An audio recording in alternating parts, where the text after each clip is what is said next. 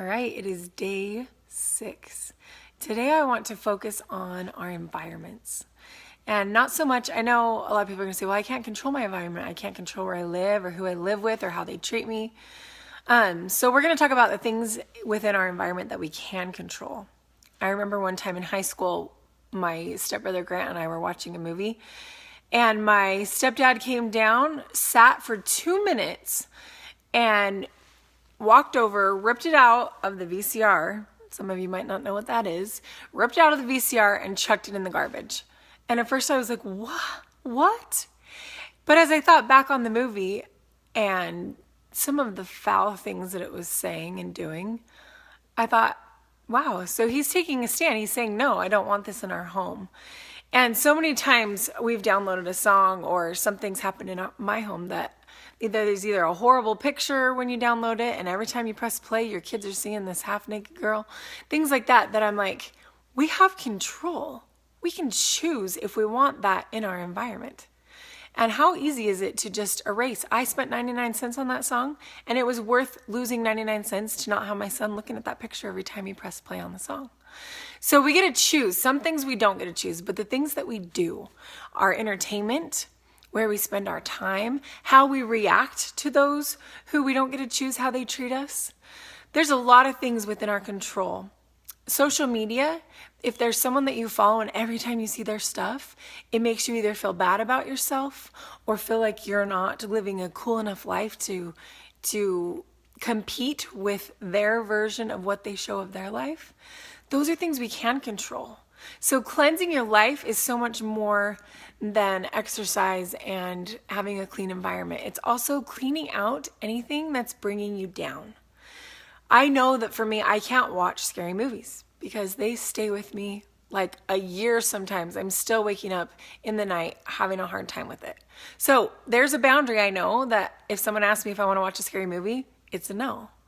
There's certain people that I used to follow on social media, and seriously, every time I saw their stuff, it gave me that, wow, I'm such a loser feeling. And it doesn't mean anything bad about them. It just means that it doesn't work for me. So today you're going to assess your environment. I want you to write it down. What is bringing you down? Maybe it's the shows that you just leave on the TV all day long, and instead of having some silence for a while to be able to think and connect to God, you're just hearing maybe the news is bringing you down. I don't know what it is for you, but your environment is something that you get to set the boundaries on. You get to choose what you let in.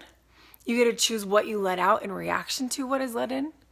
You don't always get to choose who you live with, where you live, who you work with, what they say, what they do, the words that they say, but you do get to choose for yourself some things. So figure out what those things are, and if they need tweaked, today's the day to do it. Write a list of what things are bringing you light, what things are bringing you dark, and figure out if there's any that you can change.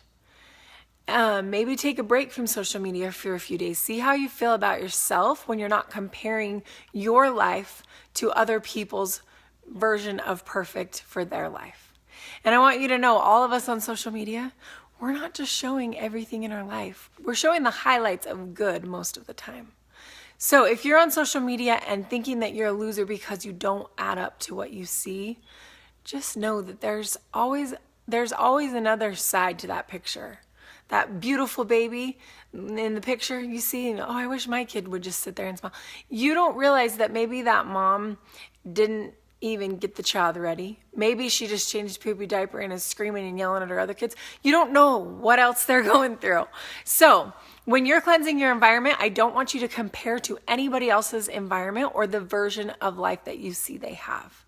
I want you to get down, write about yourself. Write lists of what works for you. Not, oh wait, but they do this, so I'm okay to do it. No. I have so many friends who can watch those scary movies, who can listen to that heavy rap music, and they feel just fine, but I don't. So there's a station on Pandora that I always listen to, Paul Cardall Radio, something like that. Paul Cardall, he's an amazing composer. There's no words to his songs, but turn that on when you're writing your list. Turn something on that uplifts you, and just just really figure out what is going to work for you so you can set safe boundaries in your environment that help you connect to light in everything that you do. And don't sell out. If you have something that you think, this is so stupid, if it makes you feel less than who you are, get rid of it if possible. If you have control over it and you can say goodbye to it, or if you have control of it and you can bring something light into your life to replace it, today's the day. Today's the day to say, I want a light, bright, happy life. And anything pulling me away from that, it's time to go. All right, join me tomorrow, day 7. We're going to have another thought and another idea to help overcome fears and work through trauma.